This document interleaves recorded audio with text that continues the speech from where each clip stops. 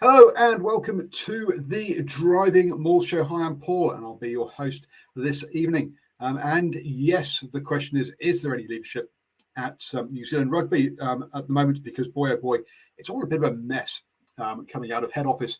Let's be honest with you. Now, thankfully, it wasn't a mess on the pitch though, was it, Mr. Harris? It was a good return to form by the All Blacks. It was, Paul, and good evening to everybody. Always a privilege and a pleasure to be on the TDM, and it's good to know that we've got some leadership happening right here at NZ Sport Radio, because Paul was actually able to organise a guest this evening. So here I am, people. And I'll quickly answer his question. Yes and no. Yes, great performance on the field. No, leadership, needs a bit of work on, doesn't it? Yeah, it does. It absolutely does. For me, look, folks, I'll be honest, I've not seen any NPC or Farah Palmer Cup action at the weekend. My rugby, my daughters for the weekend, but I did get up at 3 a.m. in the morning to watch the Springboks versus the All Blacks. And then I watched the Pumas versus the Wallabies on delayed viewing the following day. But Stephen, I see that you got off, had a much more rugby weekend and took a little road trip up to Whangarei for a Farah Palmer Cup and an NPC game. Yes, I did. Delightful day up in Whangarei. Unfortunately, the weather forecast lied to us a little bit. It was supposed to be sunny for most of the day, but during the afternoon, the weather set in. Fortunately, later in the day, during the Bunnings NPC clash between the home side, the Taniwha and Waikato, but I also got up and saw the curtain raiser between the Kauri and the Hibiscus Coast, Paul. So it was indeed a fun-filled, action-packed weekend of rugby, and it started on Friday night with the Ranfurly Shield game, and of course ended on Sunday evening. So I had a very big watching weekend of code. Well, it started on Wednesday night, but we'll get to that in a moment or two. Good evening to everyone in the live chat. Don't forget, folks, you can join us at 8 p.m. every Monday evening to talk about rugby, and obviously we're back on a Wednesday night with the standoff show for your league action at 8 p.m. Simon's saying congratulations to Japan women and Uruguay men for winning the World Rugby Sevens Challenge Series. Well, yes, absolutely, boy oh boy. Simon does catch more rugby than even we do. So great that he keeps up to speed on those sort of things, on that side of things. Nocturnal Rights, big result of the weekend with Otago over Tasman. And yes, you are quite right. We do have some interesting results and surprise results in the in provincial rugby to have a chat about as well. And oh yes, Simon points out some news we kind of haven't touched on is a whole bunch of Italian players who have come out and said, oh, we weren't eligible to play for Italy back in the day. So yes, there was a bunch of players who so after Spain's been disqualified from the last two Rugby World Cups for fielding ineligible players, it's come to light that Italy, and we are talking about, I think it's about a decade ago now, a number of players who were pointing out that, oh yeah, sorry, wasn't entirely truthful about about my about being allowed to represent Italy in that kind of thing. So yes, and I guess, Stephen, this is one of the problems we have with sports administrations is, look, these organisations appear big at points and small at others, and at the end of the day, they act a bit like police, don't they? In that if you report a crime, they'll look into it, but they won't go and try and find crime or any wrongdoing specifically. The devil is in the detail when it comes down to administration, Paul, and ticking all the right boxes. Of course, we've heard a few famous ones over the years. I think Shane Howarth, I can think back to playing for Wales with a Welsh grandfather or grandmother. I think it was at the time. So yeah, listen, I think all the cards really have to be on the table in these circumstances. Yeah, and there was a Welsh player a Kiwi who played for Wales, and who again, he misclaimed around where his grandfather was born, but then became eligible through residency, and someone with his name actually played for Waikato last weekend, but I couldn't find out if they were actually relatives or not on that one. So sorry that the person who reached out to me on Twitter asking me if I could find out, but we couldn't. I couldn't find that out for you on that one. But anyway, let's crack in and catch up on the NPC action then. So Wednesday night, Manawatu lost 18-45 to Auckland. Boy, oh boy, Manawatu have had a shocking start to the season, not helped by the fact that they've had to play Canterbury, then Auckland, and then North Harbour in a storm week. Their North Harbour result, jumping to the last game of the round, they lost 64-14. That means that Manawatu have lost all 3 games now, and they've lost them all 3 games by on an average of more than 40 points. So, Stephen, one of the reasons that they didn't stick with North-South for the Farah Palmer Cup was that the whole league wasn't strong enough, and then they go and put the NPC Premiership and Championship together. Is there an argument here that some of the ex-Championship sides aren't strong enough? Yeah, I'll tell you what, I probably tweeted out, I got off the mark very early, of course, Manawatu getting towed up in round 1 by Canterbury, and I thought to myself, here we go again, but there is a distinct pattern after the Turbos have played 3 games. The reality is, I think they probably are going to be maybe down near the foot of the table. I think they were paying originally $180 at the TAB, in Southland and Northland were the 2 ranking outsiders at $150. I think that's probably reversed in the space of a week, Paul. And what it also highlights that they probably just don't have the depth. We all know that their club competition, they don't have a lot of clubs at the moment, and any half decent kids that they do get are normally picked up by the Wellingtons of this world. Ruben Love, for example, who's running around at first 5 fullback for the Lions in the Bunnings NPC, and they do lose a lot of quality. And unfortunately, when there's not a lot of money in the bank, you've got to go local. And if you look at that Turbo squad, that's exactly what they've done. So it could be a very long year. They also suffer, Paul, because I don't think they've got a type 5 that's quite capable of matching a lot of the bigger teams, and that's an area where they're struggling. They are very good, well served in the loose forwards. JT Howden and also Braden Yosea are very, very good players, but listen, they're only really a handful of very good players, and of course they lost their halfback from 2 or 3 seasons, Jamie Booth, who ironically turned out against them in yesterday's final round game, Paul. Yeah, look, I mean, the as far as Massey not providing enough players. Look, they have got a university there, which actually gives them more ability to have young players than, say, a Tasman or a Northland, where you're sort of your 20-year-old, your sort of late teens, early 20s head away from town to go to uni. So from that point of view, they're actually in one of the sort of better situations, you'd think, than some of the other provinces. And but then again, Stephen, you say, look, they haven't got money, so they have to recruit players locally. Now, historically, we would call this rep rugby.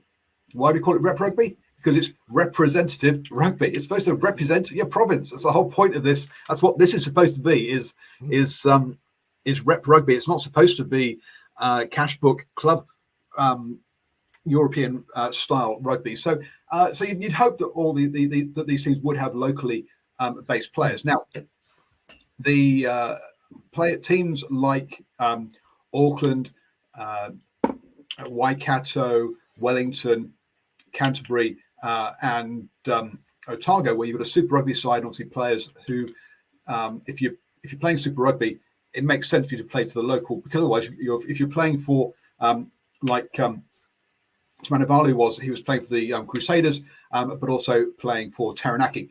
Now, that meant 6 months of the year or 7 months of the year he'd be living in Christchurch, and then for the other 4 or 5 months he'd be living in New Plymouth. New Plymouth. How does your partner get a job if you're spending half the year if you're basically spending yourself between 2 places?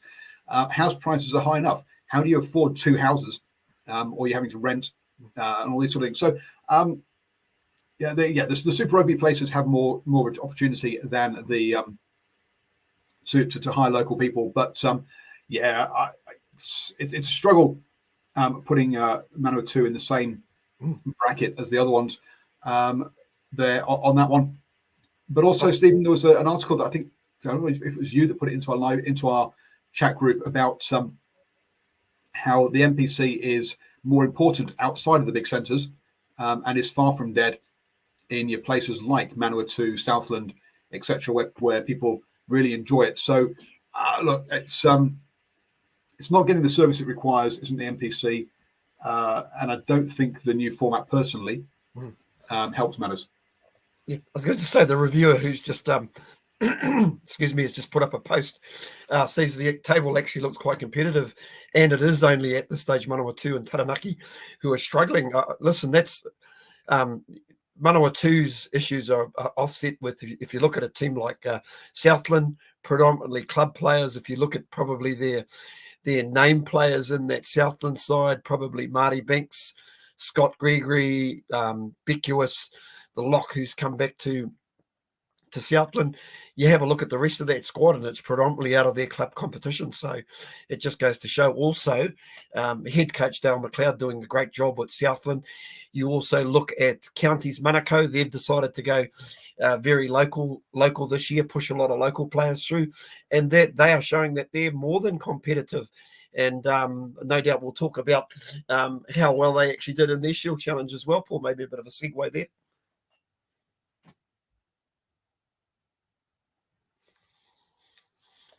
Paul needs to unmute himself. yes, you sir. Sorry, I muted myself to pour my beer, so you didn't have to listen to me. So you all could listen to the wonderful words of Stephen and not be distracted by me cracking a can open. But I'll tell you what, we're just folks, we're just a little bit out of kilter. You know, we haven't played together for about 3 weeks, so we're just probably missing that synergy that we have in the midfield at the moment. So that will eventually come. We'll get that with a little bit more transparency. Yes, it says the flanker who used to play to the hooker. I'm sure. We're a great midfield partnership. Anyway, as you say, let's move on rather than me ranting about New Zealand rugby ruining the best rugby competition in the country. Hawke's Bay against Counties Manukau, 33-32. As I didn't watch this, I had my daughters here. But look, looking at the scores and tracking it, Hawke's Bay had this one in the bag.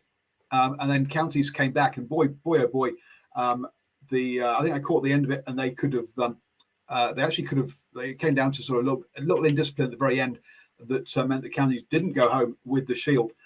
So cracking game from that point of view on Friday night, 33 to 32. On that note, they should have opened up perhaps the season opener should perhaps always be a Run for the Shield challenge, and that would get interest as well, rather than that. Rather than Canterbury beating Manawatu. But anyway, that's me going back to ranting about New Zealand rugby rather than about the game, Stephen. Yeah. Pretty much straight up, Paul. Like, you know, the interesting thing about this particular game, it was probably the game was won and lost on Counties Manukau ill discipline in the first half, just giving away a lot of penalties, and with on the back of those penalties, giving the Magpies a lot of ball. And we know that they're a team with a lot of strike power. Good offloading game, which basically kills a lot of team. And at 28-6, even I might have posted somewhere game over. Well, little did I know, I didn't take into account the fortitude of Counties Manukau. All of a sudden, they started holding onto some ball. They did get hurt for a little while between the 50th and 60th minute when they lost number 8 Tuifua to a yellow card. So that was a little unfortunate that they lost him. But boy, they hung in there, and with the likes of Roygard at halfback, who's made a really good start to the season, just kept varying their play, and they came right back into the team. And with 10 minutes to go, scored a couple of tries. But one of the outstanding tries was from Nanai Satoro. We all know what sort of talent this guy's got. Paul, you've seen a lot of him running around for the Chiefs, but on the wing, all of a sudden we've seen him in his rightful position of fullback, and he looks absolutely comfortable there. So I think there's a lesson to a lot of the coaches. Don't play this guy out of position. Play him at fullback. Listen, if you're the Chiefs coaches, Clayton McMillan, play him at fullback, because I would suggest there was an opportunity for Counties to take this game right at the end, but one of the replacement players dropped the pill, and that was pretty much the end of the game. They'll definitely be kicking themselves on this one because the opportunity was there. But great comeback from Counties, Malako. Yeah, look, unfortunately, there's a lot of very, very good fullbacks running around at the moment. Look, Will Jordan can't even get the 15 jersey for the All Blacks. Anyway, David Havili can't play fullback anymore either because he's been pushed out of it because there's so many good fullbacks around. But anyway, so congratulations for Counties coming back, but well done Hawke's Bay for holding on. Next up, shock of the round, Otago beating Tasman 25-19. Tasman, look, they have been finalists and champions perennially for the past few years. So really impressive result there from Otago, who were a championship side last season, up against that team. Big surprise there with that one. And then the game that you were at, Stephen, Northland versus Waikato, 10-16. Now look, this is one that our Stato Boa had pulled up as potentially being a bit of an upset for Northland. He thought they would be able to get it. Waikato, look, champions last year, so I would have thought they would come out with a bigger win than this. So who was really the best? The right here, me that Northland have overperformed because they kept it close, or him that they underperformed when they could have actually won this one? Oh, listen, Paul, they started well, which is in most games of rugby what you need to do is get off to that good start. They scored early, and at 10-6 up at half-time, and with the elements behind them, a little bit of a southwesterly, and knowing that there was some wet weather coming in, they had an opportunity to pin Waikato down. But really, at the end of the day, this came down to the Waikato set piece, line-out set piece, and line-out and scrum just being that little bit better, and also the class of Damien McKenzie as well. There were times in the first half when Northern actually got on the outside of Waikato and they'd put a kick ahead, and before you know it, Damien McKenzie was just in the right place at the right time. Northern defended rather well in this game, in my opinion, lucky to pick up a bonus point, but I think their defence actually kept them in the game, and at the end of the day, that final score probably flattered Northern, and whilst they probably missed a trick, to me, they're actually quite fortunate that they only finished 6 points behind. It's never easy for Waikato. Had Waikato lost that game, it would have been the first time since 1973 that they'd lost 3 games in a row to, back then it would have been North Auckland. Paul, Northland have always had success over Waikato. And listen, it wasn't an easy night at the office for the visitors, but they'll be happy enough with the win, especially after sharing the honours in their first game against Hawke's Bay. But a much improved start for the Taniwha. I thought they were hit rather late in the piece. They lost Ofa Tuangawhasi in the leading hours up to the game with a heavy cold. But from what I understand, both Jack Goodhue and Ofa Tuangawhasi are going to be available to play minutes for Northland this weekend against Wellington, which would be fantastic for them. And you got a couple of interviews after that game, didn't you, as well? So tell people about those interviews and that they can go and get them over on our New Zealand Sport Radio Facebook page. What were post-match interviews you got there? Oh, okay. Listen, I've picked up a few, obviously, with Mitch Jacobson, skipper of Waikato, lovely fella as well, really, really, really nice. Also caught up with Josh Morby, who's obviously transferred to Northland this year after being down in Southland, and of course having a bit of a stellar season with the Hurricanes. Crystal Murray, the captain of no, we're just talking about. You asked me which interviews. I was going to talk about those later. Okay. Well, I was going to give you all the interviews, but yeah, those are pretty much the two. The two main interviews I got. I also had a chat with Jack Goodhue as well, which I haven't posted at this stage, so it was good to see Jack back playing. Interestingly enough, that right knee still strapped, Paul. So obviously not 100% at this stage. He obviously wouldn't tell me anyway. But yeah, really, really, really, really, really interesting, and it's good to see our All Blacks in that game. But more importantly, good sized crowd at Seminoff Stadium to support the Taniwha. Yeah, they're doing some good things up there with working with the community, and also obviously with the Women's Rugby World Cup heading up there soon. as well. So there's lots of excitement about rugby up in Northland currently. Finally, the final game on Saturday saw Canterbury beat Wellington 43-10. Wow, look, this Wellington team with some good names in it, but Canterbury really have laid down an early marker with this one as well, yeah, basically one of the teams to beat. So great start for Canterbury there. Moving into Sunday, first game up, Bay of Plenty 46, Taranaki 6. Ouch. Did not see, did not really expect this kind of result. Taranaki last year were unbeaten as they went to the championships title.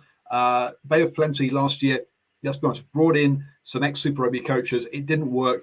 Those coaches have moved on very quickly, and Mike Delaney now is basically his first stint as a head coach at this kind of level, and it's working for Bay of Plenty there with that win over Taranaki.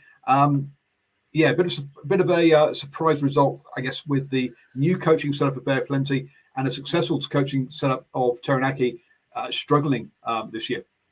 Oh, Bay of Plenty, that was some performance. I was sort of in and out between two games, on Southland game running at the same time, but we had an unexpected pause in that particular game, which we'll get to shortly.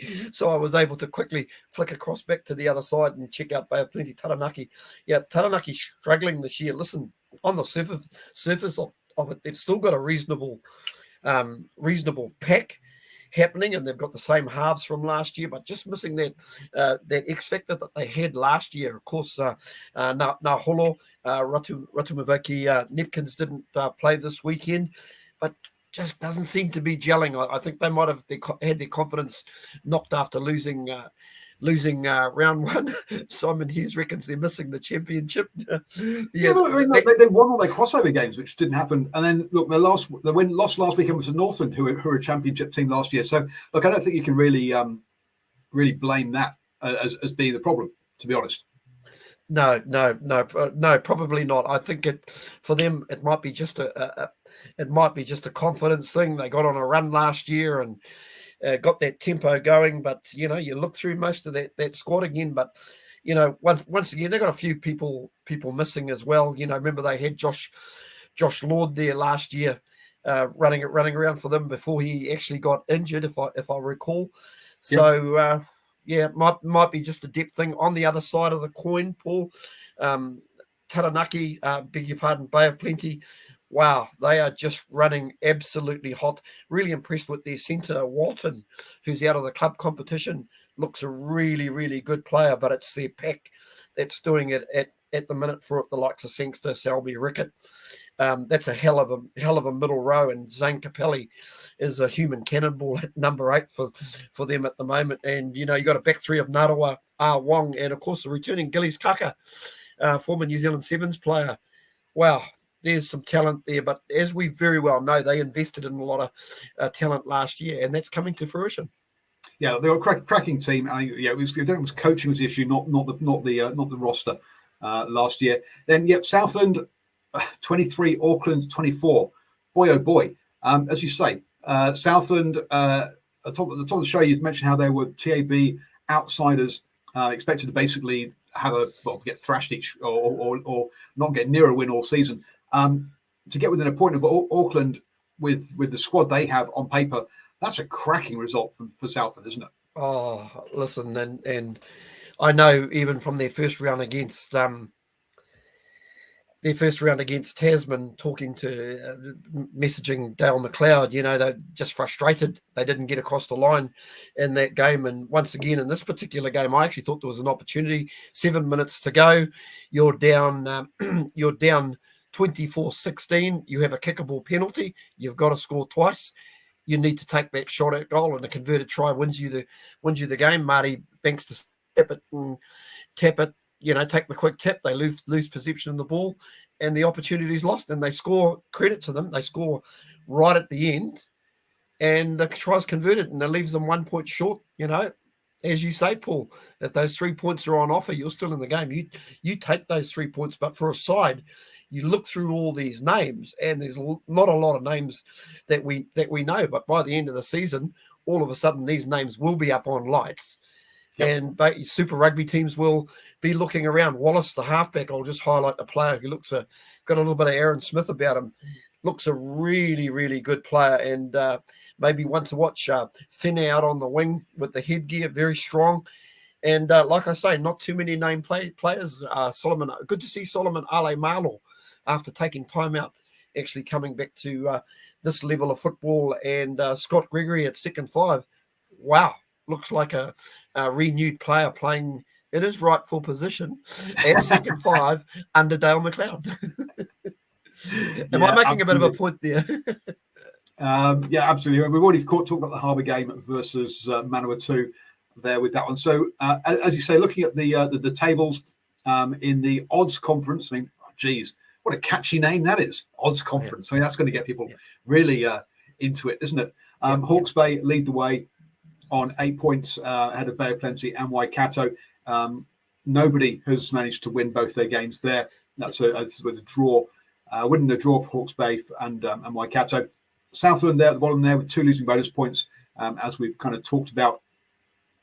On the evens conference, Auckland lead the way with 3 wins, having played their Storm week with 14 points ahead of Canterbury, who are on 15 points with 2 wins, and Manawatu at the bottom there, 3 losses, but Taranaki also with 2 losses. So, those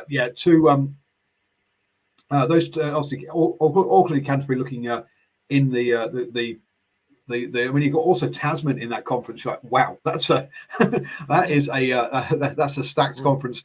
And you've got to say, you want to be in that odds conference there. I think personally, with let's say Hawke's Bay, Bay of Plenty, and Waikato looking good at the moment on that one. Paul, just before we move on from the NPC, just a few things that I just quickly want to highlight from this weekend's NPC, and I see Nocturnal just popped it up before. Jacob Morrison, son of former New Zealand cricketer Danny Morrison, coming off the bench and scoring a try for Southland right at the end there. So that's got me curious in terms of course, Danny Morrison, a North Shore boy, sort of born and bred, but of son Jacob Morrison playing down in the playing for the Southland Stags. That's the first thing. Second thing is, and once again, Nocturnal Rights can come to the party again. Interestingly enough, Cam Miller starting at first 5 for Otago on the weekend, and he looks like he pretty much played most of the minutes. Josh Ioane stuck on the bench the weekend. That was really, really interesting to me in the Tasman Otago game. And just finally, for all those unions out there, if you've got a toaster in your kitchen, just make sure that toaster is up to date, because that's the sort of thing that can basically shut a game of rugby down if the toaster's got any wiring issues. And you have the fire alarm goes off. Deary me. Yeah. I know people suggesting, it could be a bomb scare. Like, folks, we live in New Zealand. Chill out, okay?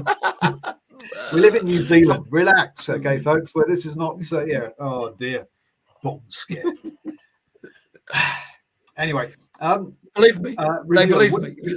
Wouldn't an overall table make more sense if they're going to all go for the same trophy? Boy, oh boy. Look, reviewer, stop trying to talk common sense here. Look, we're talking about rugby administrators here who are looking at how can we make this the most complicated and confusing competition we can, because you know what, that works so well with Super Rugby that we might as well copy something like that and find a convoluted conference system that no one understands.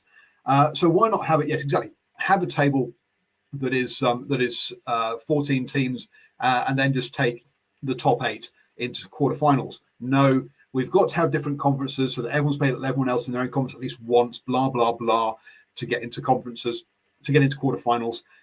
Look, it's just basically how do we try and fit a 14-team competition into 10 weeks? As Simon says, why don't we give them a couple more weeks and actually have some maybe have a 14-week round robin and play every other team once, and then have semi-finals and quarterfinals, but or semi-finals and final. But no, that's not what they're going to have. They say they've only got this window to fit it into. It's still a 12-week competition with 9 weeks plus 3 weeks of finals. Last year was 10 weeks plus 2 weeks of finals. They've decided that's the window that they have, and they won't give provincial rugby any more of a window than that. End of story. Because Super Rugby teams want to have their pre-season start before Christmas, essentially. But there you go. That's me. Another rant about New Zealand Rugby not giving the NPC the deserved attention and coverage window, etc. That's the best competition in men's rugby in New Zealand deserves. But anyway, there we go. Should we get past ranting then? I was about to say we should end it. It is the heart and soul of New Zealand rugby. Now we can end it. Now, folks, I'll take over the full screen for this sort of thing as we do a bit of a section as I take a bit of a break and talk about something that's not rugby. I'm ranting a couple of times tonight. That's possibly partially because I've perhaps not been in the best place that I could have been for the past couple of weeks. And all of that's down to my own my own fault and not getting stuff sorted out and not recognizing my own triggers. But look, if you do have mental health issues or suffer with depression, then please, folks, try and understand your triggers and try and work around those as best you can. And do also reach out and talk to people. One of the things that, again, I talk about and don't always do. Sometimes I find it easier talking to a camera than I do talking to people, for example. So, yeah, look, I've had a few issues these last couple of weeks. Part of it's around doing the exam that I'm trying to do to become a bar manager, which is a stupid thing to get stressed about and trigger you. But hey, we have our own triggers. We have our own things that kick us off, and that's one of mine. Is basically doing forms and admin. Not very good when governments like you to fill in forms and admin. And I should become a New Zealand resident. I've been here for plenty of a New Zealand citizen. I've been here for plenty of years, but that involves filling in a form, which I just raises my hackles and I just find hard to do. Don't worry, I'm not here illegally.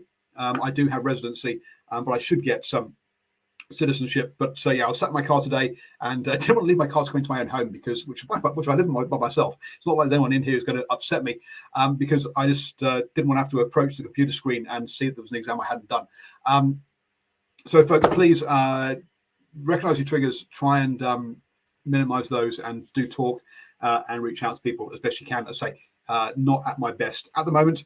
And once I get that exam out of the way, I'll be, or that test out of the way, I'll be actually in a much better place than all that. But anyway, there we go. That's just my little bit about mental health, and I'll bring Stephen back in so we can talk about Farah Palmer Cup. Listen, Paul. I just want to support what you're saying. Very, very well said. If there's anybody up there who does watch a show, make sure you actually reach out to somebody. Talking with somebody is a really good thing, and you'd basically be surprised, how you can actually snap out of a situation like that. I won't go on because I'm not an expert on mental health, but what I do recognize is anybody who with a mental problem, basically reach out to somebody who will basically help you through this. So good luck with that, Paul, and good luck to anybody else out there. But back onto something that we love is this particular program, and we're going to talk. Is it Farah Palmer Cup? Yep. So Farah Palmer Cup up next. Now this one is split into a championship and what's the word gone blank? Premiership. There we go. Looking at the results, and my results aren't split that way, unfortunately. So I've got to try and remember which one is a championship team and which one is a premiership team. But Otago Spirit, really over Tasman, 39-7. I've talked before about how Tasman know that they're a young development level team because they don't have university. They know they're going to lose all of their players. Yeah. So unsurprising there. Whereas Otago with the university are in a much stronger position. Otago now with 4 wins out of 4 with 4 try bonus points, really looking strong in that championship. And the team to beat as far as promotion goes. So no shade on Tasman for that one. Hawke's Bay 45 over Taranaki 15. Again, Taranaki newish, struggling team. 4 losses so far. So Hawke's Bay keeping that pressure on Otago in that one. And then Northland 27 to beat North Harbour 23. Now Northland a couple of years ago, when we went north-south because of COVID, really did challenge and were looking at being in that. I think they made the semi-finals that year when it was sort of a mix of both teams. But since it's gone back to Premiership, Championship, haven't managed to really put in those performances. When it was a mixed up and they were playing against Premiership teams, you're like, boy, this team deserves to be in the Premiership, but they don't seem to be able to put those results together to get them to get that promotion. Stephen. Yeah, you're correct, Paul. They're probably missing, if you think back to those times, they had the likes of Portia Woodman, Victoria Sabritsky Nafatali, also Tyler Nathan Wong. They had players of that caliber and experience, but at the moment they've had to replace some of those players with a lot of young experience as well. And as per a couple of interviews that I did with two of Northern's rising stars, Tara Turner, and also I've just for the life of me forgotten the name of the girl, the other player, Kerry Johnson, beg your pardon, who is actually the niece of former All Black Freddie Woodman. So, sorry, not the niece, the grandchild of former All Black Freddie Woodman. So they've got a lot of young talent that's in this side that are finding their way. I think with Northern at the moment, they are probably in two minds in terms of which game plan that they want to play. They've got some really good ball running forwards, and it's just really finding that balance between what they know best and what they know, what they've got out wide. I know a lot of the feedback I'm pretty much hearing that really what they're looking to do is trying to grind sides down, but at times they're getting away from their game plan, getting a little bit loose, turning ball over, and that's when they've been able to bring sides like North Harbour back into the game. Of course, they were up 22-13, I think it was, at halftime, comfortable, probably the breeze behind them. Harbour fought back, and as the previous week before against Tasman, when they had a big lead, once again, they got ran down at the end, and that's simply by straying from the game plan. But you can't blame them, Paul, because they've got some weapons out in the wide channels, but admittedly very, very young. I think Tara Turner is only about 17 and Kerry Johnson about 18. So we're talking real youngsters again. Yeah, absolutely. The other week when I was watching up at Counties, I think it was, they got a 16-year-old running around out there for Wellington, was it? I think it was they were playing us from memory. Anyway, so look, you've got those, and then your next interview over on the New Zealand Sports Radio Facebook page is with Crystal Murray, who is a Super Rugby player and also Blackfern. So you've got 17-year-olds running, playing, well, with in this case, but also against Blackferns. And we talk about player welfare and how All Blacks wouldn't be safe to play against club players. You went, wow, okay. So that interview is also up there on that Facebook page. But yeah, it's interesting. It's an interesting mix, isn't it, Stephen? It is, Paul. The crazy thing about it, this would never happen at NPC level.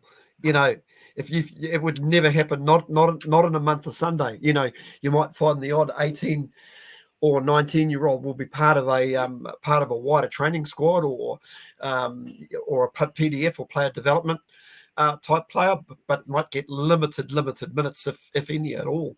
But to see players of this young age, and of course the two experienced heads in the Northern team, Crystal Murray and Charmaine Smith, who's running around for the Kauri this year, beg your pardon. Obviously, just finding the right game plan which suits their team, but all of a sudden you've got these young kids that are so enthusiastic out in the Vex. It must be interesting times, but it's handy to have that sort of leadership within the squad. Absolutely.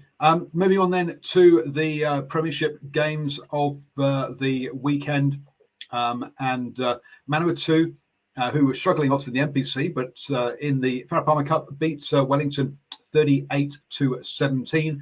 Good win for them there.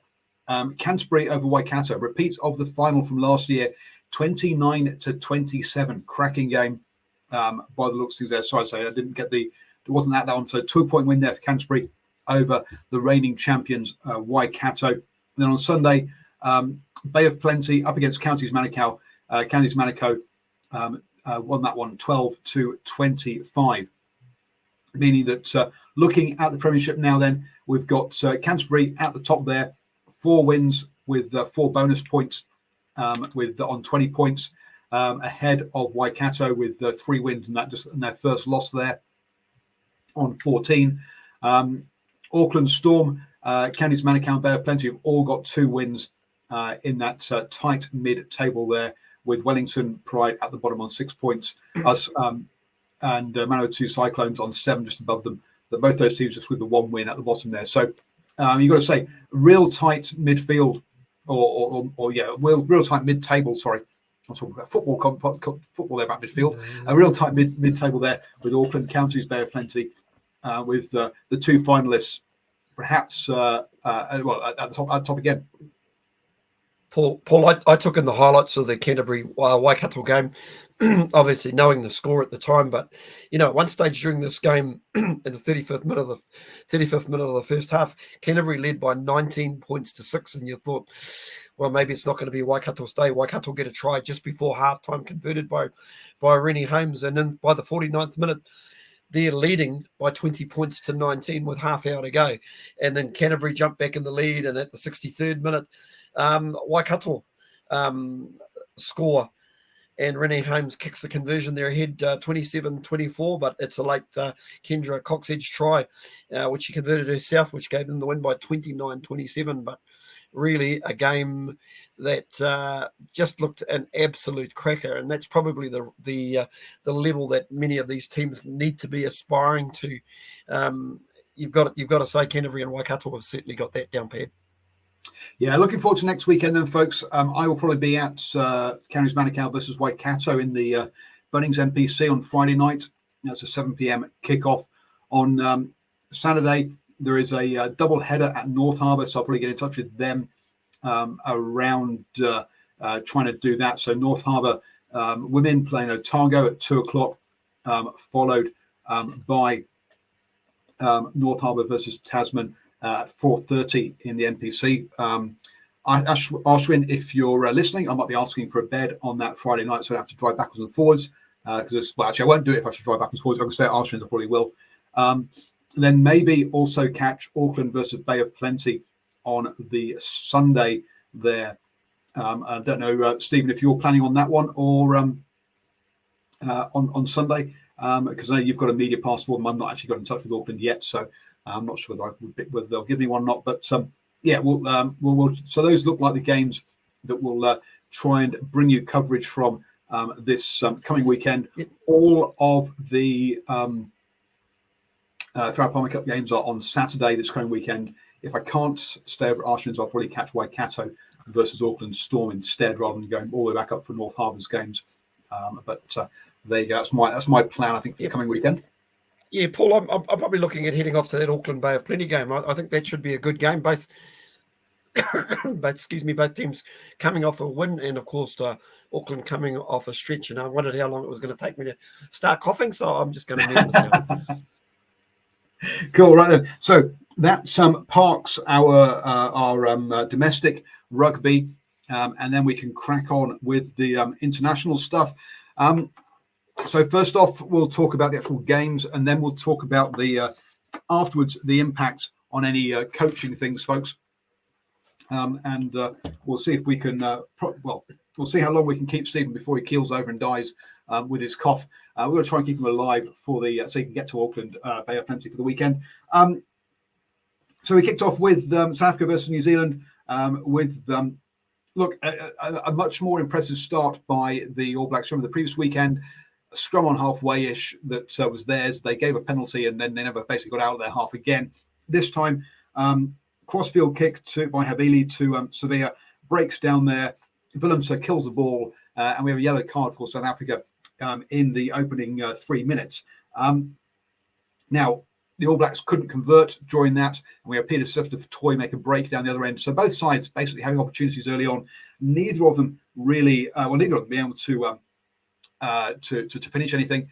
Thoughts with Jesse Creel as Clark takes out another Springbok after taking out poor tackle technique on a body that size is going to get you in trouble. We saw that with Faf last weekend. We saw that with Jesse Creel this weekend. But the big difference, I think, in that opening 20 minutes, we haven't even got a score yet, let's be honest, was, look, the All Blacks weren't losing the aerial contest and they weren't getting turned over at the breakdown. And now with those two things, A, that means that the Springboks weren't getting an attacking platform further up the pitch because they weren't turning over kicks, and B, or rucks. And that meant that the All Blacks were in a position to basically basically to do some phases and kick with safety rather than losing the ball. I personally don't think there was that much difference between the game plan this weekend and the previous weekend, when we saw the All Blacks run the ball from their own 22 this weekend and have some great breaks, not necessarily finishing in tries, but just their execution was better this weekend around that breakdown, around that high ball. Stephen, did you see a big change, or do you think it was just better execution of the same game plan? No, Paul, I've actually got to agree with you. Straight up, I mean to say, they pretty much nailed all the high kicks that were sent to them. They were a little bit more accurate in the pass, and I just think they're a little bit more accurate at breakdown, contesting on line out. Generally in most cases, winning their own ball. I suppose the only real concern after 20 minutes, they hadn't posted any tries, but when the points did come, they sort of came in about a 9-minute period. I suppose the only thing they would be a little bit disappointed is the 6 minutes leading up to half time, leading South Africa back in with 10 points, because going in 5 points at half time, they probably, somewhere in the back of their head, I would imagine they would have probably been a tad disappointed. Paul playing a lot of footy, but only in front by 5 points. Yeah, no, absolutely. It's they had the better of the possession, but not the territory in that first half. It flips around in the second half, so they had less possession but more territory. And that's without a wind per se. Let's be honest here. Run meters very similar on that one, but you talk about set piece. You say challenging the set piece. Neither side, particularly early on, were great with set pieces. The Springboks lost to scrum. The All Blacks lost 2. The Springboks lost 4 lineouts. The All Blacks lost 2. Look, I'd say the set piece was misfiring for both games to a degree on this one. Some interesting things here around the South Africa, and I know the commentary, and I've seen some comments on Twitter about the poor work on commentary. I think it's perhaps one of the worst commentary games we've seen from the New Zealand commentators, saying that the front row is being replaced in its entirety when it wasn't. Only one, a prop and a hooker, was being replaced by South Africa. So they got that wrong. Justin Marshall talking a lot about how, early changes must mean basically the Springboks forwards have been running around, they're all tired. Now, look, you've got Dwembe coming on, because third choice hooker, because the first choice one is Crook. I think the plan was always for him to run short. If he was going to run and then bring marks on rather than to finish off for more than a half of rugby. Same with Vermeulen. We were talking in our live chat pre-week that I didn't think he was going to make, as he was starting, I didn't think he was going to finish the first half and would get replaced.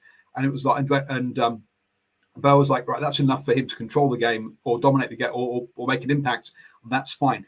They're just playing with the rules and use them in a different way that people aren't used to, saying, you've got to bring the guy off in the last, you've got to start with your best player who will play 60 minutes. No, you don't. You can play that 20 minutes, 30 minutes in the first half and just flip it around the other way. So I thought that was interesting.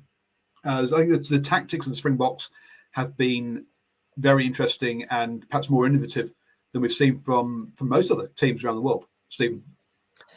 Oh, absolutely. I was just looking at the. I was going to say, looking at the social media, I know a lot of people are talking about the performance of the referee Luke Pearce, that he was a technical referee. Well, he was a technical referee, but if you kind of look back at a lot of the things that he picked up, he was probably right at the end of the day. Like, the only one I really questioned was a throw into the line out, which was crooked, won by South Africa. But I suppose at the end of the day, it wasn't clean clean position at the end of the day, and they only really took it through. Well, they never actually got through one phase, did they? So really, at the end of the day, he probably thought, listen, there's no advantage, so he took it back. There were a couple of other technicalities that he picked up along the way. Listen, even if a maul is going forward, you just can't lift anybody's leg off the ground, even if you're driving it off the ground. And I think that's what he probably picked the All Blacks up for. I know I see one of the posters in there basically said the All Blacks got all their high kicks as they used illegal blocks. Listen, if you stand your ground without moving, then it's not an issue. If you change your lane in front of a runner, then it's an issue. And I think there's at least 4 officials, with counting the TMA, if none of them pick it up, well, you've probably got away with something. Look, to me, it's I really don't like this comment of a technical referee. What you actually mean is he's actually ruling, he's actually blowing the whistle according to the laws of the book. Wow, that's yes, technical referee, quite right. He's not just going, oh, that scrum's going forwards, so I guess I'll give them dominance. No, it doesn't matter if you're going forwards or backwards. If you're going forwards illegally, then you should be blown for it. Sorry, but so so I'll be honest. I've seen that a lot. I thought he had a very, very good game. Right? I mean, is he going to get every single call right? No, he's human, just like we are. Now, the non-straight line out, yes, it was not straight because the All Blacks threw it onto the South African side. Now, okay, yes, you've given them an advantage, but it's straight whether you throw it to your side or to their side. You've got to throw it straight. I guess the law says straight. The law doesn't say not towards your position or not towards your side. You can throw it towards the opposition side. No, you're not allowed to do that. You've got to throw it straight. So if you throw it over their shoulder, it's still not straight. I thought it was a good performance by the referee. Paul, there was another one. I think it might have been Fletcher Newell's first scrum when he was. I think George Bower was on the loose head side, and the All Blacks got a dominant push, and I think it was Bower who was penalised for standing up. And when you actually saw the replay from that side, he was actually the first player that initiated actually going up.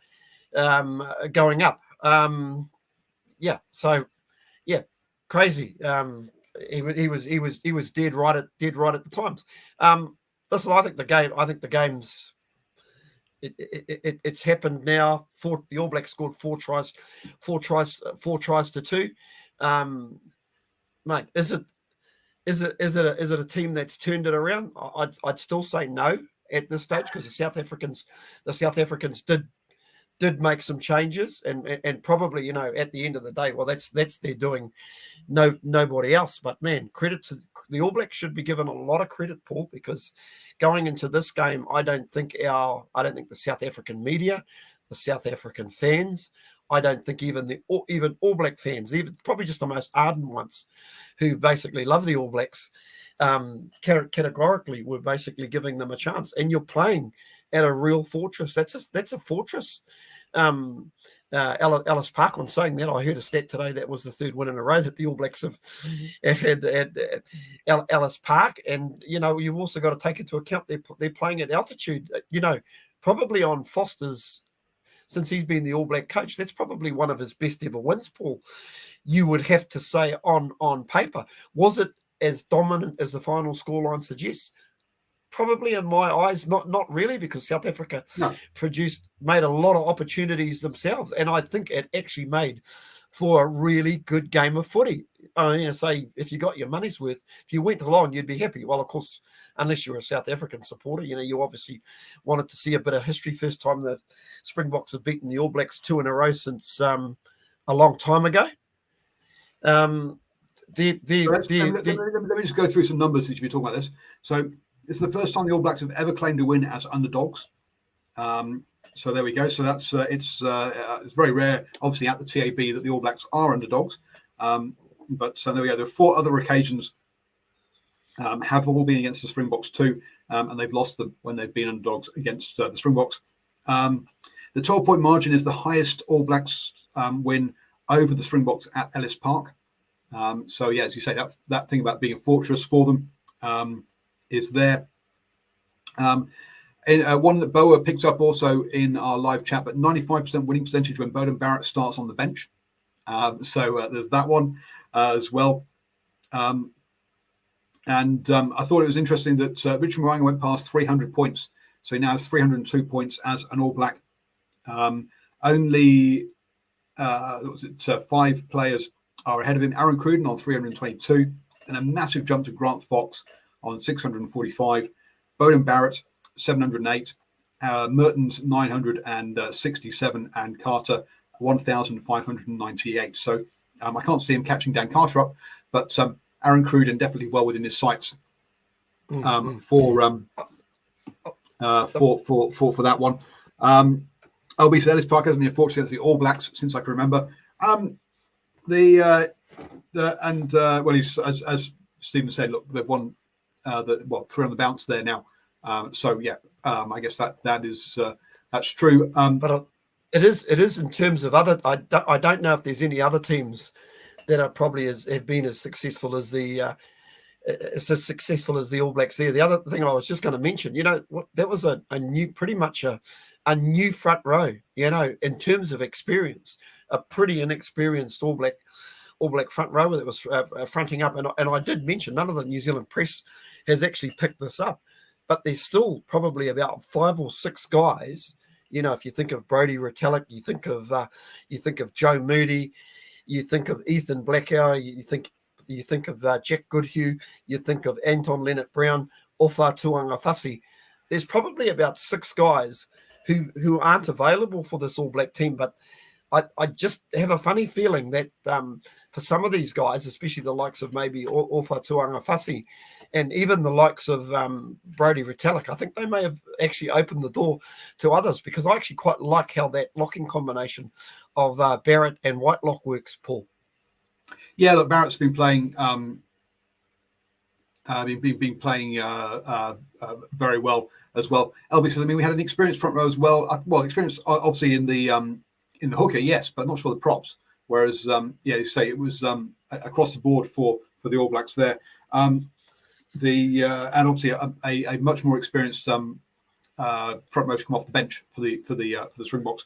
And the strength of that bench has been a big thing for the Knox and Rights. Madness dropping to Groot against Ireland shown up here. Yeah, look, I think one of the things we've seen with perhaps some of I think is, and we'll get onto this in a second actually, because I think the around Foster and what's been going on. I think during the Ireland one in that first test, he was basically selecting players that he trusted because he didn't feel safe in his position. This one was kind of like, well, look, I've got to roll the dice anyway, because if I lose this one, I'm out. And he did roll the dice. Now, should he have rolled the dice earlier in the season with some of these bigger props? Yes, put bluntly. And it shows selection perhaps in that propping department, in particular in the front row, hasn't been quite right on that one. So yes. And the review says, how is Cullen Grace not in the squad? Yeah, of course, where does he fit in this one? So yeah. Box going to change 6-2 split now until we have a full squad back. You can't risk it like this again. Look, Lukhanyo Am showed himself to be the world-class player that he absolutely is by playing on the wing, and basically the Springboks didn't miss out. He was as good as an international winger, even though he was playing out of position in this game. Some people, John in our live chat, Am's underrated. What do you mean he's underrated? He's the best 13 in the world. I mean, he's a fantastic player. The thing is, we've never seen it because the game plan that they play with is so limited, and we actually never get to see these brilliant outside backs that they have, and it's only really when they're actually forced to play a particular game plan do we actually see these. Do we actually see these guys with opportunities? And boy, their footwork is absolutely staggering. Lukhanyo Am, boy, that's about as good a performance you'd see in a losing side anywhere. And in my Pimpy on the other side of the wing, even better. Although I would think if Caleb Clark could probably play his time over again, he'd probably want to make a better fist of that tackle, really and truthfully. Technically, he did most things right, just did not hang on to the guy hard enough. So it was probably a tackle that should have made. But credit to for finishing that opportunity off. Yeah, I think you say I think the 23-35 blew the scoreline out a bit. I think 23-28 was perhaps more reflective of the game. Look, the South Africans came back into this and were leading. Don't forget, with an hour to go, 20-21. So they did get back into the lead, and arguably, if Beauden Barrett hadn't picked up that yellow and hadn't tackled the player off the ball, who knows what would have happened. But maybe that was taking one for the team, and that did save the game in some ways, maybe. But there we go. They the All Blacks managed to play well with 14 men to get that try in 73 minutes. So that's the kind of one other tactical thing I wanted to pick out that I thought was really interesting was when Beauden Barrett went off. What did the All Blacks do? They brought on Quintapire for Sam Cane and went, look, we are not going to play for 10 minutes with a player missing in the backfield, with the back. So they deliberately brought him on, and then as soon as the 10 minutes were up, Tupu Vaa'i came on and to take the pack back up to 8 players. So really, some. Whilst I was talking earlier about how innovative use by the Springboks with their bench and how they did it, I thought the All Blacks also showed towards the end of the game their innovative use of the bench to make sure that whilst they had that yellow card, the man down was in an area of the pitch that they wanted, not where the player who was infringing was from necessarily. So yeah, interesting. So interesting use of the bench there by the All Blacks. Let's flip over to the other game before we talk about the fallout from this one. Argentina versus Australia. Look, Australia won last weekend. Argentina came back in this one. Australia with 16 first choice injuries. They're decimated as a team. So not surprising here that Argentina got up. Was this really a 47? Does 48-17 really show the dominance or reflect the scoreline? Personally, I don't think it did. Look, at 36-17, you had the Wallabies playing out of their own 22 and pushing the game, which saw the scoreline blow out with 2 late tries. So I think look, with that at 36-17, being within 2 scores, the Wallabies were still in that one kind of thing, in it with that a great 50-22 that they screwed up after that. So to me, I think that 2-score lead is probably more reflective of this rather than the 31-point lead that we ended up with. And I guess that's my summary of that game because we're over running season. Yeah, no, you're pretty much right. Listen, the Argentinians got out of the block for a moment there. It looked like a game where if tackling was an option, and unfortunately one team tightened up their defence and the other just kept on scoring tries. Whilst Australia have got all these injuries, I looked through this team and it still wasn't a bad sort of side that they put on the paddock, but I suppose just messing with some various combinations. But I think at the end of the day, I think they'd be pretty gutted to have conceded that many points. Probably one of the most disappointing performances during Dave Rennie's reign as a head coach. Paul, I know they took a bit of a battering and probably early in the piece when he was the coach against the All Blacks, but to be fair back there, he put a pretty young and experienced side on the paddock. So and once again they obviously missed their inspirational captain Hooper as well. So a big loss for the Wallabies. Hopefully he's okay though. everything's okay. And obviously, missing him. Obviously, also missing Karevi at 12, arguably the best 12 in the world at the moment, even if he hasn't played much on that one. So, to be honest, we in our live chat there was a question mark as to should Rennie be getting the same sort of flack as Foster at the moment. And I guess I point out two things. One, there's the injury piece, and they don't have the same depth as New Zealand have. And then also is this, which shows you, these are the world rankings of the two teams of Australia and the All Blacks. Australia never been number one, and he took them over in sort of 2019.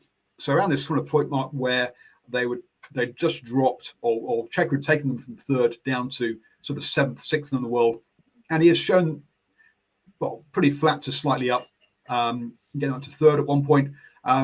Currently around about fifth. So look, he has improved.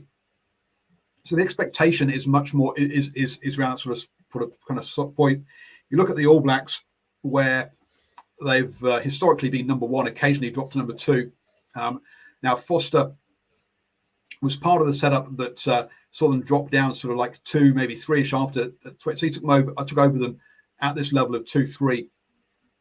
And what's happened then? Well, now they're down in fifth. So whilst Rennie has slightly taken them up on the positive side to level, what we've seen with Foster is he's taken the team and has definitely taken them lower down.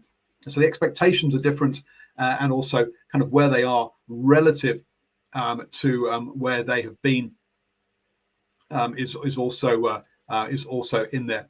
The review says likely would have been number one somewhere around 1999 to 2000, but I think that was before the rankings actually existed. So yes, on that one. So to me, that's why Rennie, he is taking some flack in the New Zealand press, having lost to England, lost the series to England, and obviously this 31-point defeat, you're going to take some flack from that.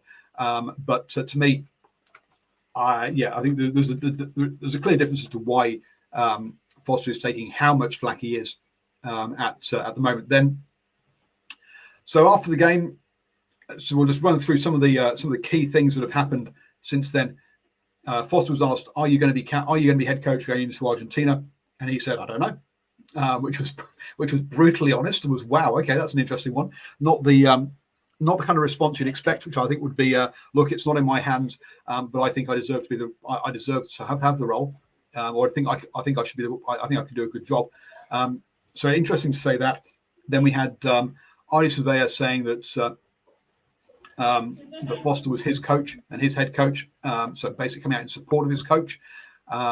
Now, they asked him, do you think he should be head coach into Argentina? He said, look, he is my head coach. So clearly, whilst he wouldn't say it in so many words, he's saying, look, I am putting my backing to him.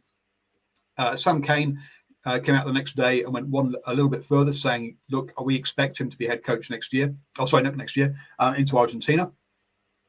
And then we had the CEO of New Zealand Rugby, so who after the Ireland series went into, basically put out a statement, went into radio silence for a week and didn't talk to anybody, decided that wasn't the right approach, and decided that he had to talk after this one. Now, I think there was an interesting one. So Dylan Cleaver puts out a newsletter called The Bounce.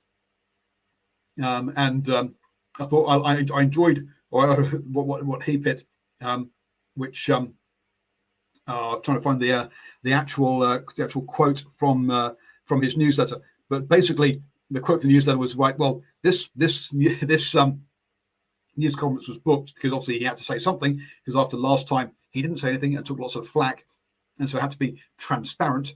But clearly he hadn't expected the All Blacks to win, so he had nothing to say. And had this look at him going, we didn't expect this scenario, so I don't know what to say. It's like, boy, oh boy, there is, as Simon says, Mark Robertson is seriously out of his depth, doesn't know how to handle public relations, clearly, and talk in the media, doesn't understand the concept of what transparency really means. Whilst, look, they've been a bit more transparent in saying, well, the process is that we'll talk about it and we'll give you a response on Wednesday or Thursday. boy, oh boy, that is appalling. If you want to say that, you can't say we're going to do a review. These people will do the review. It'll happen over these days, and you'll hear from us on Thursday. And you make it clear and precise as to what's going to actually happen and what people can expect from it. And then you deliver on that, rather than going, some people will talk about it because, well, apparently that's me being transparent and letting you know we'll talk about it. No, it's not. And we'll give a response on Wednesday or Thursday. Okay, so we don't know when you're going to respond to us. We don't know what you're going to talk about. And we don't know what the outcome's going to be. What a plot. Paul, I was going to say, hypothetically, had the All Blacks lost that game, do you suspect, excuse me, do you suspect Robinson would have made a decisive announcement at the end of that game? Well, he wasn't making it at the end of the game, was he? He was making that decisive announcement as the team were getting onto an aeroplane, right? Which, again, or I don't know if they were getting on the airplane or whether they're actually on the airplane already. So, again, how do you? You've got to tell them first and give them an opportunity to tell their family, right? Because because let's be honest, their family. What was the actual players in this? Or when I mean by players, I mean in this scenario. I mean Robertson is one of the. Sorry, not Robert. Robertson is one of the players, obviously, as is in this. Well, you know, I mean, coaches, administrators, players. You let them know they can deal with stuff because they get media training. Their families don't. So they need to be given opportunity to let their families know, because this is big part of this. And so look, they should have if he was going to do it, making an actual announcement, it was the wrong place and the wrong time to be doing it. It was scheduled wrong. He didn't know what he was going to say, and it was just such an amateur response to what you think should be here. LB says the fans are the biggest shareholders in the team.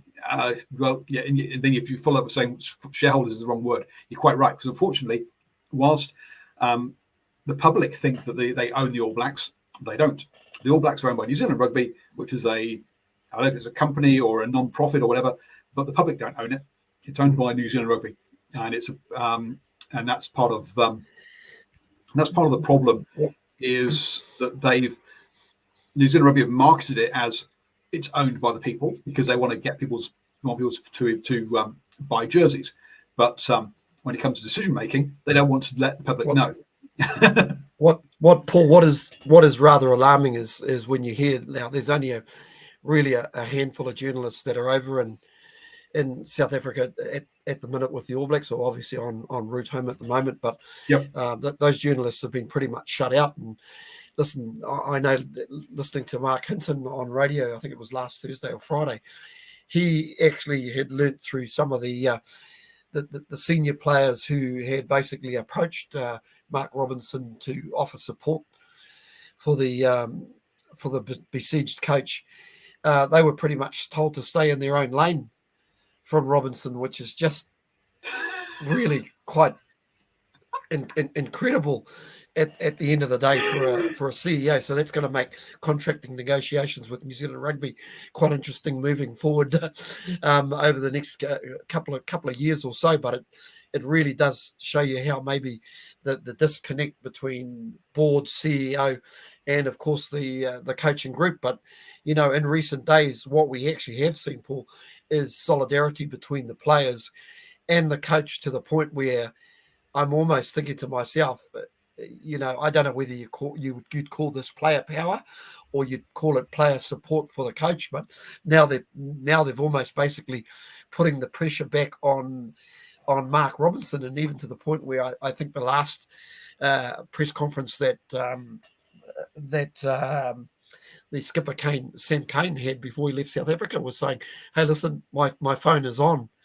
If Mark Robinson needs to give me a call." So what does that tell you? So I have a funny feeling there could be another twist again. So okay, that's fantastic. I hadn't heard this one about stay in your lane, which is fantastic. I mean, if you turn around to someone like Artie Surveyor and go, "Stay in your lane," here's a guy who has basically gone, I don't like talking to the media, so I'll have my own media outlet via my social media. I don't like what the Hurricanes, what the All Blacks media people say about me, so I'm going to say it through my own channel to through social media. I'm going to tell them when I have an injury, I'll announce what my injury and how long I'm out for via my channels, because I don't trust the media outlets I don't trust the media managers from New Zealand Rugby. Yeah. Provide me, whether that's All Blacks or Hurricanes, and what they tell me to say. I'm not going to say it. I'm going to do it my own way. And then I'm going to not get a player agent. I'm going to negotiate my own contract, which is what Ardie Surveyor did. Now he got a player agent to help him at the final stages there to cross T's and dot I's. But as far as what the actual numbers were going to be, he negotiated those numbers because he wanted to have control and understanding of what it was. You don't tell players or somebody like Ardie Surveyor to stay in his lane, because he'll flip the finger at you and walk out of that lane well, he won't walk out of his lane, because he'll tell you, these are all my lanes and I'm going to walk in them, and I'm going to handle my image. I'm going to handle my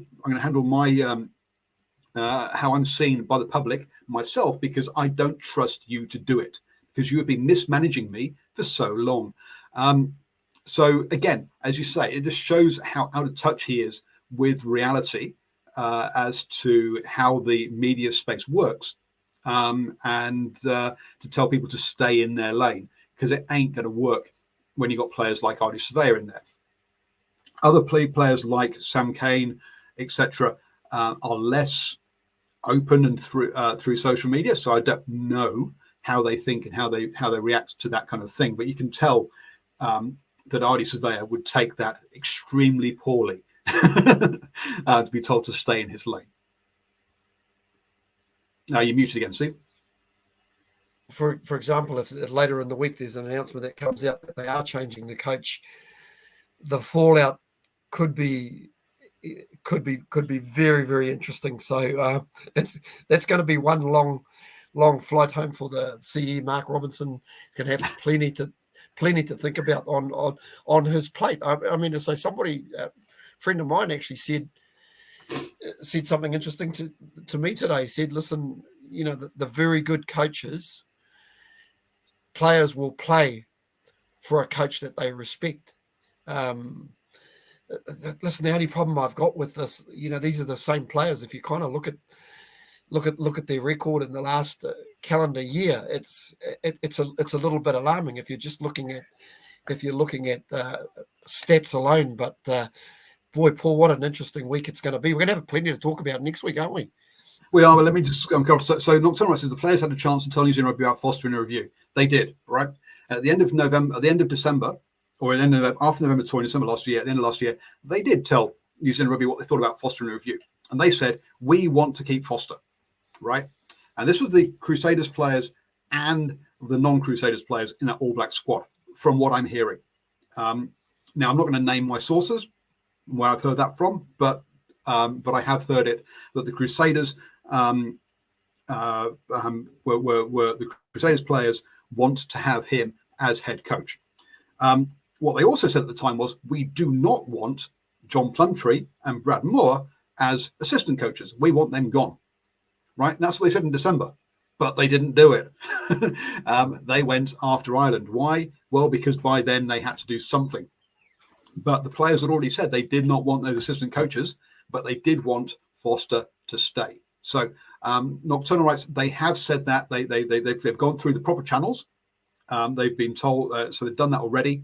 They haven't necessarily always been heard, listened to, and so hence they're going to go public to make sure that their views are known and their position is known when decisions are made. And we don't have the what's the word I'm looking for? We don't have the New Zealand Rugby media coming out. Oh, he's lost the dressing room, therefore we're getting rid of him. So you can't say that now, folks. We've seen that going around on Twitter quite a lot. That last week that Foster had lost the dressing room, and let's be blunt here, folks. It's pretty clear he has not. So, and I was surprised at people saying that, because I just couldn't see that. I've not seen that he's lost the dressing room. Has he not coached the players properly and not putting good game plans? That I'd agree with. But there you go. LB Plumtree is quality. Don't know why the hate. Look, I don't know why the person what the situation was there. Technically, from what I understand, he's a decent coach. Obviously, clearly did good jobs over in South Africa and with Hurricanes, but clearly it wasn't working in this situation. But there you go. Nocturnal Rights, you can't have the current players picking the coaches. They have vested interest in keeping that coach. Effectively, the players are trying to do this. Fine, but I think apart from a small number of positions around front row and number 6, potentially 12, the selection hasn't been Ian Foster's problem, right? I don't think people are saying that he's got 20 players wrong in his squad. Selection is there or thereabouts. Slight tweaking, yes, but the majority of selection is correct. It's game plan is the issue, not selection. So if these players want this guy, then look, they're the right players. We already know that. Unless Steve, you're going to tell me that I'm wrong there, and he's got a whole bunch of players wrong. I think there's some players who may have actually played their way out, might be playing their way out of this particular squad this season, and it's probably maybe been proven there's a couple that just weren't there. Maybe a selection, Carl Tunukuyafi's a selection that was contested at the top of the year, and that's simply because there was a thought process that here's an opportunity missed to actually bring in a younger player, bring in an Ethan de Groot. But, the excuse that came back was he'd let his fitness go. But, really in the modern day game of rugby, especially with props, you really only need 25, 30 minutes out of your props these days. Listen, if Foster is to stay on, I would hope that they would actually surround him with some guys that are going to actually add value to this team, and we're already seeing that at the moment with the forwards coach that's come on Jason board. Ryan. Jason Ryan. We've already seen his fingerprints over the performance of the All Black forwards in the last 2 games. I still think the attack needs a lot more work, Paul, because to me at the moment it's still very, very side to side. I still think we probably negated the rush defence to an extent in this last test, but there's still a lot more work to be done. And I think he's just got to get some minds with a little bit more clarity. I'd actually still like to see them a little bit more open-minded about selection in terms of looking for players with the actual skill sets that suit a game plan. I think sometimes we always look at the players with a little bit of bling who've got X factor, as opposed to a player. I'll give you an example. Somebody like Conrad Smith wasn't the flashiest player, but did most things right. And we've had players like that before in the midfield. Warwick Taylor is another player from the 80s who basically had a really good skill set, does things mostly right. I look at somebody like Jack Goodhue, who's got a skill set like that. There's always a place in a team for that particular player. Everybody who is dependable and is going to do everything at the right time, but also helps your inside backs out, your first 5, your Moangas, your Bowden Barretts. I think these are wonderfully skillful players, but they're only as good as the guys that play beside them. Yeah, and a final thing I'm just going to pull out is around employment law. And I saw now, look, we don't know what Fozzie's contract looks like, but looking at New Zealand, looking at generally New Zealand employment law, and again, this is from someone getting in touch with me, talking about this, having talked to an employment lawyer, is that, look, Fozzie could definitely argue constructive dismissal if he does go, right? Having been told, oh yeah, look, he's got a contract through the end of next year, but he's only the right guy for the next 2 games, right? So that to me is and then if he's been put on a performance improvement plan, well, look, he's got to win out of these 2. You can't expect the performance improvement plan to say you have to have 2 wins. So he's met he's met probably whatever the performance improvement plan was, Therefore, if they're going to get rid of him, it's going to be a major payout. And because that's what he is not going to walk. And I don't blame him, put bluntly. He hasn't. Look, they gave him the contract through to the end of the Rugby World Cup. It's his dream job. It's what he wants to do. So why should he walk? At this, to put bluntly. So so to my mind, yeah, it's New Zealand Rugby have managed this incredibly badly over the past month, whatever it is, at the very least, and for longer than that.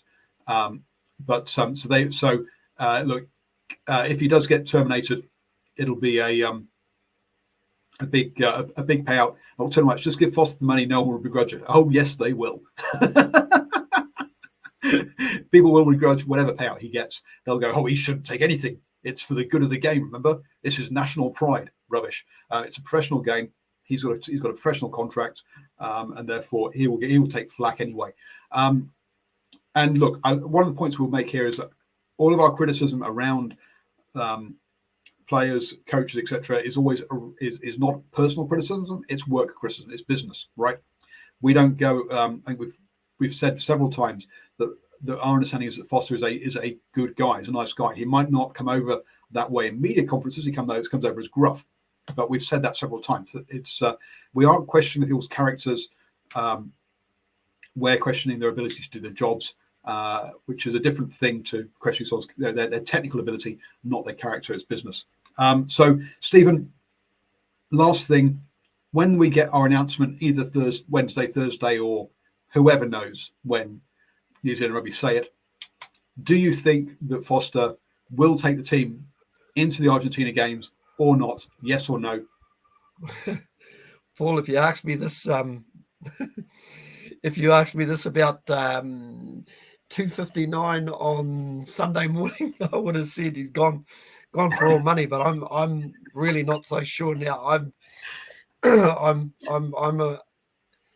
My head tells me that he's actually going to be moved on, but part of me's now a little bit mixed up, especially since the players have come out and supported him categorically. Either way, this is not going to end well for New Zealand Rugby, Paul. But for me, I think he goes.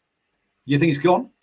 I'll agree with you that I thought at the end of the game when he said, "I don't know if I've got the job," I'm like, he's gone.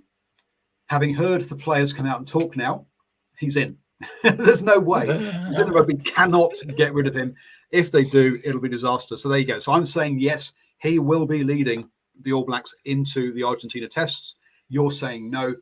And I think that probably sets us up, probably gives you everyone who's listening and watching a good idea as to where this situation is and how badly New Zealand Rugby have managed it, because we shouldn't be in this situation 2 weeks out from a test match. So yeah, there we go. Paul, what makes it even more crazy, I've heard rumours of coaching staff already being put in place, prospective guys. I've heard everything from Scott Robinson, and Leon McDonald would be joining Scott Robinson along with Jason Ryan. So that's some of the rumours that I've heard around the fringes. So, gee whiz, what a mess. In my time watching the All Blacks, I think you'd probably have to go back to the David Rutherford John McCaw fiasco with the hosting rights back in 2003 when New Zealand Rugby absolutely blew an opportunity to host to co-host the Rugby World Cup in 2003, and I think you'd have to go back to as a real black day for New Zealand Rugby. I didn't think in my lifetime I'd see an even blacker one, but I'd have to say, in terms of the way this is being handled, no words, Paul, no words. Put bluntly, the person who needs to go is the CEO. At the end of the day, he's the one that's come out of this worse than anybody. So there we go, folks. Do join us again next Monday at 8 p.m. where we'll be able to talk about was I right or was Stephen right around what's happened to Foster? Well, we hope we know by then, because the All Blacks should be back in camp. But but who knows with New Zealand rugby, eh? But he seems right there. Yeah, I've seen rumours again of an entire coaching setup that's apparently in place to go. But clearly, yeah. So anyway, LB says, thank you for your SARU. They're the worst. Well, they've had their moments. The individual provinces have been even worse, though. Let's be honest. Eastern Province with the Kings has been has been a right mess. But anyway, let's not head down that rabbit hole. Yeah. So thank you, everyone. Do join us next Monday, 8 p.m. Enjoy the rugby this weekend. As I say, I'm going to be at a couple of games this weekend, Farah Palmer Cup and NPC. And Stephen's going to be probably heading along to an NPC game as well. So hopefully we'll have some interviews for you next week on the show. And have a great week all. Stay safe.